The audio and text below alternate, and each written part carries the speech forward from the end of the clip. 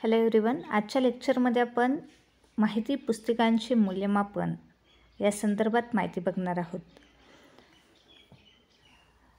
कार्यालयात कार्यपुस्तिका तयार केली जात असे आणि या कार्यपुस्तिकेमध्येच वेगवेगळ्या प्रकारची माहिती समाविष्ट केली असते. म्हणजेच त्यामध्ये आपण मागच्या लेक्चरमध्ये बघितले होते की माहिती पुस्तिकेमध्ये संस्थेची ध्येय धोरणे कोणती आहेत, कार्यपद्धती कोणती स्वीकारली आहेत, तसेच इतर प्रकारचे होणारे बदल, संस्थेमध्ये कर्मचाऱ्यांना कोणत्या नियमांचे पालन करायचे आहेत ते सर्व नियम आणि संस्थेचे भाग भांडवल या संदर्भात संपूर्ण माहिती दिलेली असते.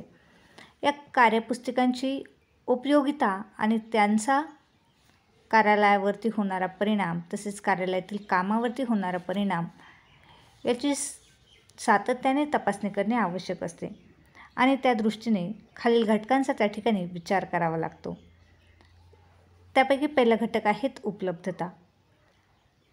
कार्यपद्धतीचा अवलंब हा कार्यपुस्तिकेच्या उपलब्धतेवर अवलंबून आहे. कार्यपुस्तिका सर्व सूचना आणि नियमांची उत्कृष्ट माहिती देणारी एक पुस्तिका असते, परंतु तेवढे पुरेसे नसून त्यामध्ये जी पुस्तिका आपण तयार केली आहेत ती पुस्तिका प्रत्येक कर्मचाऱ्यांना वेळेमध्ये उपलब्ध करून देणे त्या ठिकाणी महत्त्वाचे असते. म्हणजेच प्रत्येक कर्मचाऱ्याला जर ही माहिती पुस्तिका उपलब्ध असेल तर त्या ठिकाणी संपूर्ण नियमांचे पालन करणे त्या कर्मचाऱ्यांना त्या ठिकाणी शक्य होते.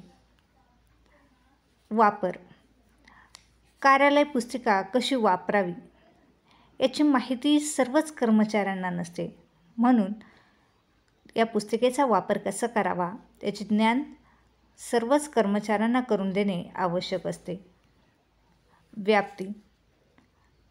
कार्यालय माहिती पुस्तिकेमध्ये आवश्यक असलेल्या संपूर्ण विषयांचा समावेश केला असावा.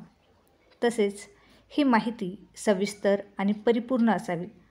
त्याचबरोबर माहिती संदर्भात परिपूर्णता असली पाहिजे, म्हणजेच कर्मचाऱ्यांच्या मनामध्ये कुठल्याही प्रकारचा गोंधळ त्या ठिकाणी निर्माण होऊ नये. काटकसर.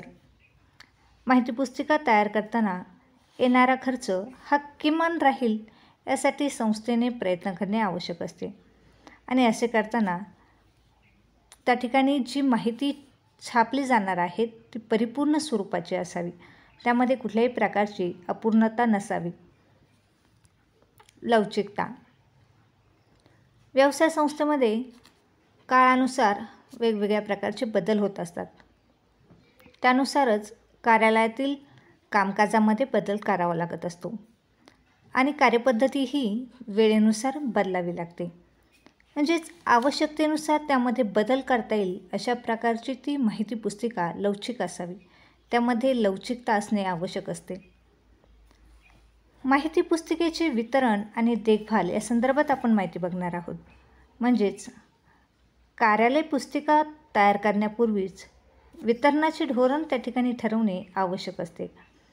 ज्यांच्यासाठी ही पुस्तिका तयार केली आहेत त्यांना आवश्यक असलेली संपूर्ण माहिती मिळवण्याची व्यवस्था त्या ठिकाणी करावी लागते आणि ही व्यवस्था केल्याशिवाय पुस्तिका तयार करण्यामागचा उद्देश त्या ठिकाणी पूर्ण होऊ शकत नाही. आणि या माहिती पुस्तिका जर योग्य वेळेमध्ये कर्मचाऱ्यांना उपलब्ध झाल्या, म्हणजेच चांगल्या प्रकारची वितरण व्यवस्था असेल तर खालील प्रकारचे फायदे त्यांना त्या ठिकाणी होऊ शकतात. म्हणजेच संस्थेच्या खर्चात व वेळेत बचत होते. कर्मचाऱ्यांना द्यावे लागणारे प्रशिक्षण त्याच्या खर्चामध्ये देखील बदल झालेले दिसून येते. माहिती पुस्तिकेत प्रत्येक कर्मचाऱ्याची कर्तव्य, हक्क, जबाबदाऱ्या याची माहिती असते, त्यामुळे प्रत्येक कर्मचाऱ्यास त्याची निश्चित जबाबदारी कोणती आहेत हे देखील कळते आणि वेळेच्या आत प्रत्येक कर्मचारी कार्य करण्याचा प्रयत्न करतो आणि त्यामुळेच कार्यक्षमता वाढलेली आपल्याला दिसून येते. तसेच प्रत्येक कर्मचारी ठरवलेले कार्य करत असतो, त्यामुळे कुठल्याही प्रकारच्या कामाची पुनरावृत्ती त्या ठिकाणी होत नसते. माहिती पुस्तिकेची देखभाल केली जात असते. म्हणजेच माहिती पुस्तिका ही अद्ययावत असली पाहिजे. त्यामध्ये कुठल्याही प्रकारचे कालबाह्य मुद्दे असू नये. तसेच त्यामध्ये योग्य घटकांचा समावेश करणारी रचना असावी. तसेच कर्मचाऱ्यांनी काही माहिती लक्षात आणून दिलेली असेल तर ती माहितीची दक्षता घेणे कार्यालयाची जबाबदारी असते आणि त्यानंतरच योग्य त्या प्रकारचा बदल त्या माहिती पुस्तिकेमध्ये करणे आवश्यक असते. आणि झालेला जो काही बदल आहे तो बदल करत असताना प्रत्येक प्रतीमध्ये बदल करण्याची त्या ठिकाणी गरज निर्माण झालेली असते. यानंतर जी बदललेली माहिती पुस्तिका असेल ती तयार करून प्रत्येक कर्मचाऱ्याला उपलब्ध होईल अशी व्यवस्था केली जाते. अशा पद्धतीने आजच्या लेक्चरमध्ये आपण माहिती पुस्तकाचे मूल्यमापन, वितरण आणि देखभाल याची माहिती बघितली. थँक्यू.